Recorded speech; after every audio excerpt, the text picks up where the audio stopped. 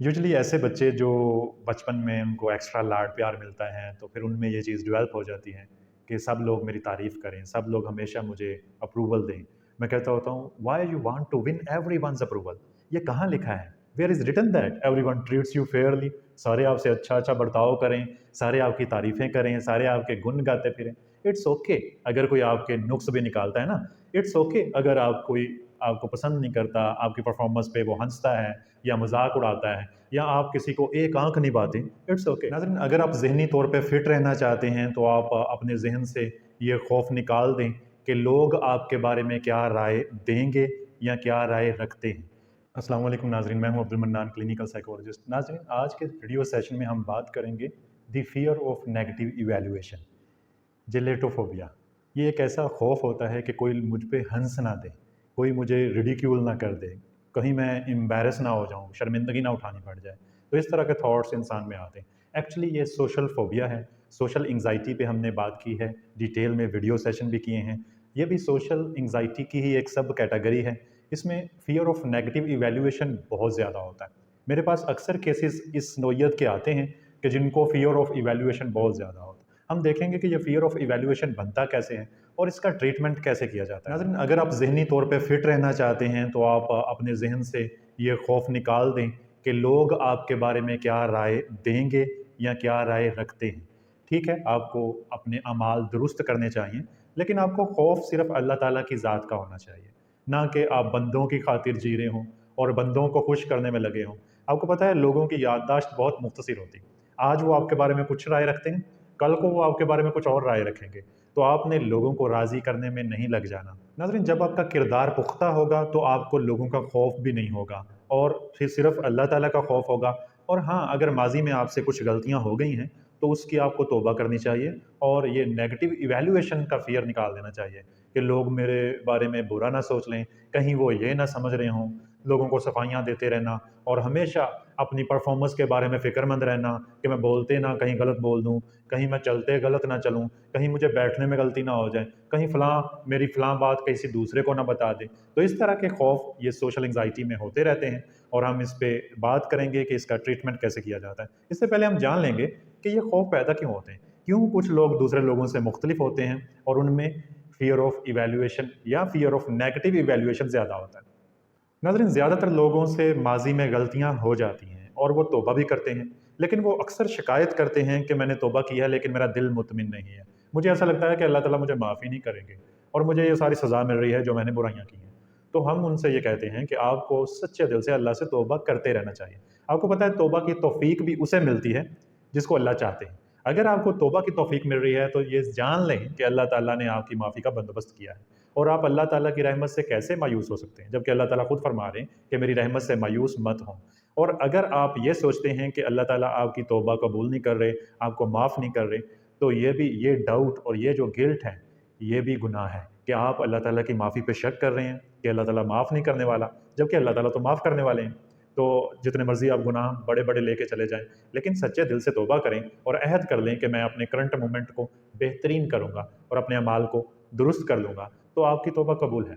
लेकिन ये जो गिल्ट होता है, इसकी भी 2 किस्में होती हैं। एक गिल्ट होता है हेल्दी गिल्ट, जो अल्लाह ताला की याद में आपको लगा देता है।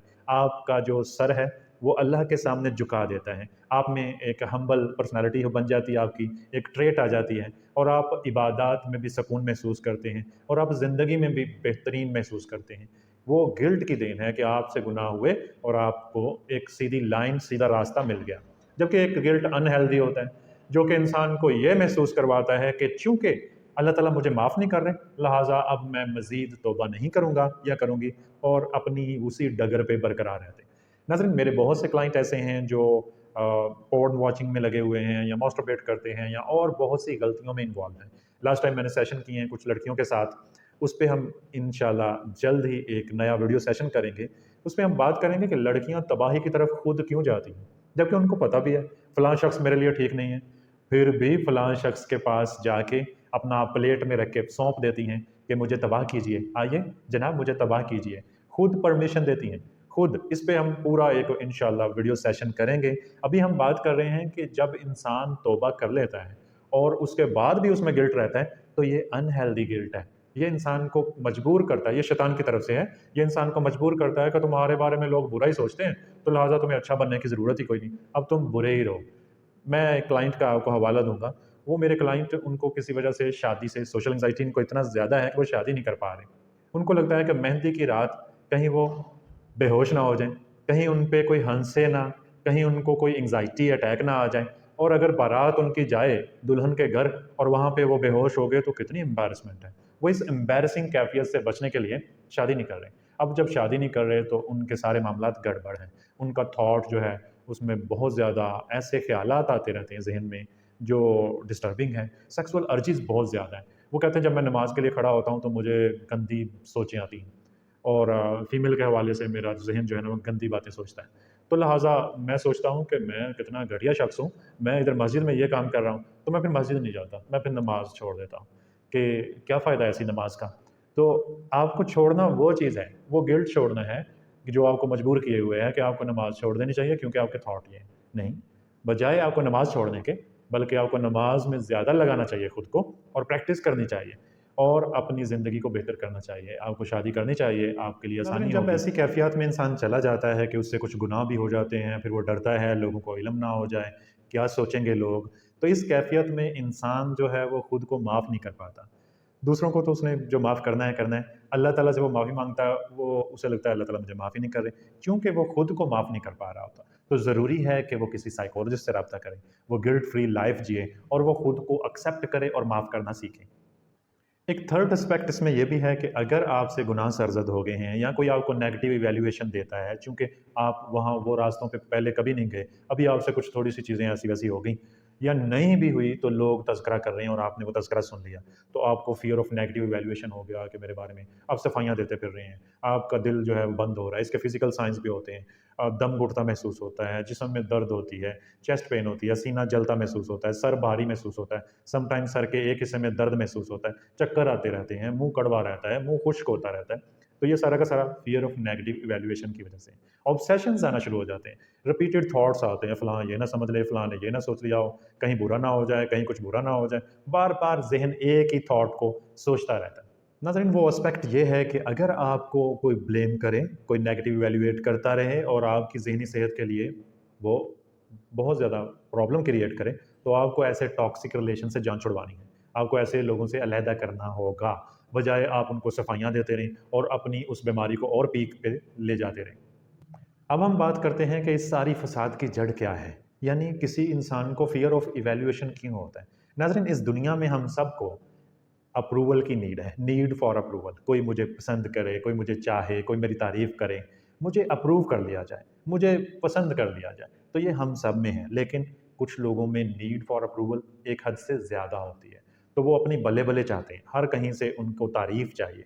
उनको जब ये तारीफ़ नहीं मिलती, जितनी डोज़ इनको रिक्वायर होती है, तो जब वो डोज़ेज रिक्वायरमेंट पूरी नहीं होती, तो इनको एंग्ज़ायटी होती है। अब देखते हैं कि ये डोज़ेज ये क्यों ऐसे हो जाते हैं? इनको क्यों ज़्यादा अप्रूवल की ज़रूरत होती है? क्योंकि इनको बचपन में अच्छे कॉम्प्लीमेंट मिलते हैं। ये बच्चा तो बहुत अच्छा है मेरा, ये बेटी तो माशाल्लाह बहुत ही अच्छी है। तो उस अच्छे कॉम्प्लीमेंट्स पे पूरा उतरते-उतरते उन्होंने अपनी एक डेफ़िनिशन सेट कर ली होती है कि मैं बहुत अच्छा हूँ, मैं हमेशा अच्छा करता हूँ। नाज़रीन, ये वाक़यातन अच्छे होते हैं और ये अच्छा कर भी रहे होते हैं।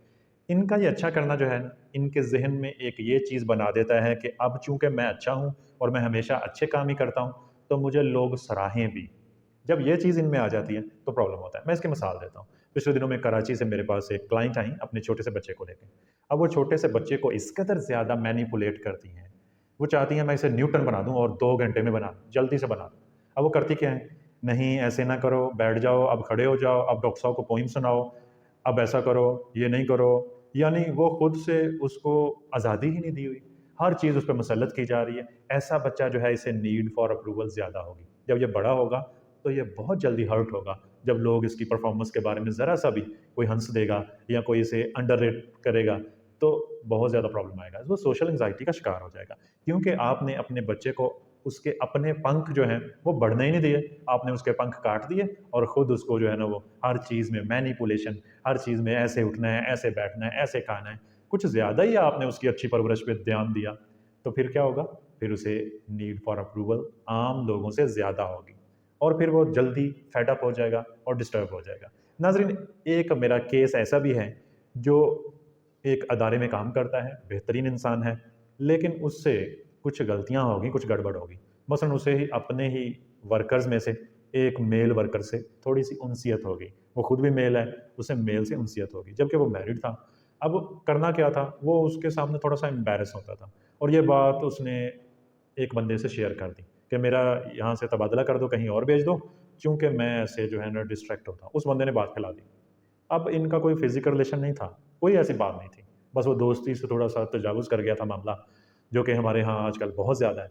तो अब क्या होता है कि उनको सोशल एंग्ज़ायटी है, उनको डर रहता है, रातों को उनकी नींद टूट जाती है, कहीं वो कहीं और ना बता दें। अब उसे पता चला कि उसके ही ऑफ़िस के जो कुछ वर्कर्स जो हैं, उसके गाँव के पास कहीं पे काम पे गए हैं और वो फ़िक्रमंद हैं कि कहीं वो वर्कर मेरे किसी गाँव वालों को बता ना दे कि इसका फलाँ चक्कर था। यानी जो चीज़ बिल्कुल बनता ही नहीं है जवाज़, वो भी ज़हन में जवाज़ पैदा करना शुरू कर देता है कि मेरे पे कोई सवाल ना उठाए, कहीं मुझे गलत ना समझ लिया जाए, मैं अच्छा हूँ। वो माज़ी में जो थोड़ी-सी गलतियाँ हुई होती हैं, उन पे तौबा करने के बावजूद ऐसे लगता है जैसे अल्लाह ताला तो मेरी दुआ सुन ही नहीं रहे, क्योंकि वो अनहेल्दी गिल्ट का शिकार हो जाते हैं और ये अनहेल्दी गिल्ट किसकी देन है? सोशल एंग्ज़ायटी की देन है। हम इसे समझ लेते हैं तकवा कि मैं जनाब ज़्यादा तहज्जुद गुज़ार हो गया हूँ, नमाज़ें पढ़ रहा हूँ। ये तकवा नहीं है, ये आपकी एंग्ज़ायटी है। हाँ, ऐसा हो सकता है कि अल्लाह ताला ने आपको अपना बंदा बनाने के लिए थोड़ा-सा लगाया हो दचका, ताकि आप अल्लाह ताला की तरफ आ जाएँ। तो फिर तो ये ब्लेसिंग है, ये बीमारी फिर तो आपके लिए ब्लेसिंग है, नेमत है कि जो आपको अल्लाह ताला के पास ले जा रही है।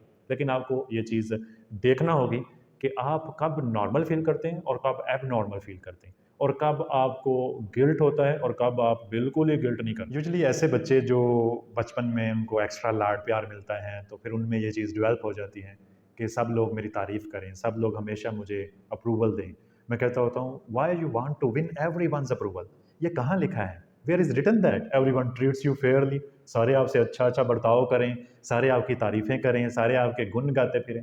इट्स ओके अगर कोई आपके नुक्स भी निकालता है ना, इट्स ओके अगर आप कोई आपको पसंद नहीं करता, आपकी परफ़ॉर्मेंस पे वो हँसता है या मज़ाक उड़ाता है या आप किसी को एक आँख नहीं बातें, इट्स ओके।